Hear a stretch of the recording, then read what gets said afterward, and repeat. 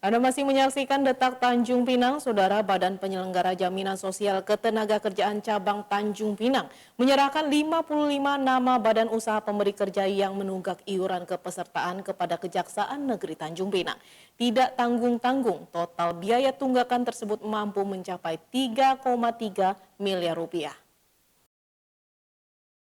Kepala BP Jamsostek Cabang Tanjung Pinang Sri Sudarmadi mengatakan, melalui surat kuasa khusus kepada pihak Kejari, Tanjung Pinang menyerahkan 55 unit pemberi kerja yang menunggak iuran dengan total tunggakan keseluruhan hampir mencapai 3,3 miliar rupiah.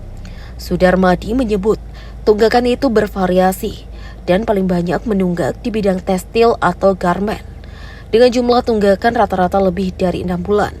Lanjutnya, tunggakan tersebut berpotensi bisa menghambat atau menghilangkan hak yang harus diterima para pekerja.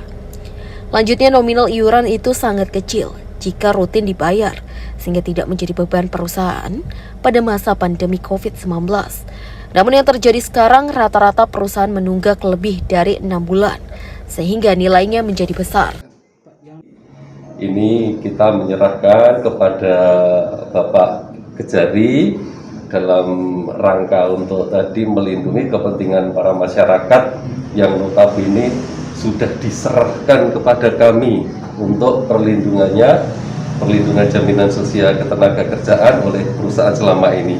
Satu hal yang terjadi kendala karena sementara iuran yang menjadi kewajiban itu sementara tertunggak atau tidak dibayarkan. Harapan kami nanti bisa menjadi bagian yang menjadi kesadaran dari para pemberi kerja bahwa apa yang dilakukan oleh para pemberi kerja itu melimpahkan perlindungannya pada kami.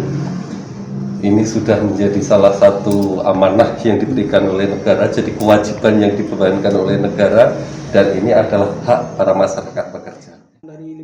Sudarmadi mengatakan sebelum diserahkan kepada kejaksaan, BP Jamsostek terlebih dahulu sudah melakukan pembinaan dengan badan usaha secara tertulis dan juga mengirim surat pemberitahuan hingga dikunjungi oleh tim BP Jamsostek perusahaan tersebut.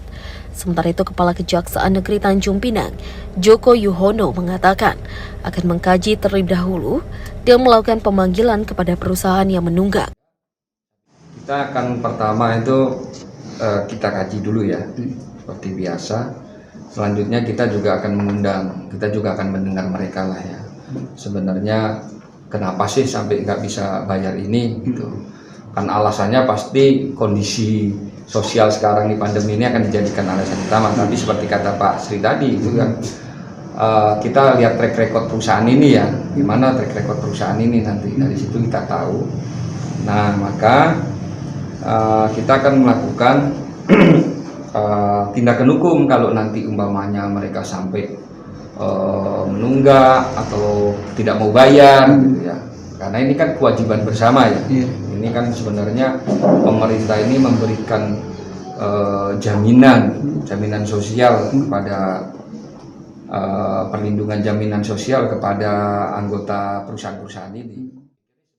Joko Yuhono mengatakan akan memanggil perusahaan dan menanyakan apa alasan penunggakan yang begitu lama. Jika sudah diberitahu, namun tidak kunjung melunasi, maka akan dilakukan tindakan hukum. Julia Puspita melaporkan dari Tanjung Pinang.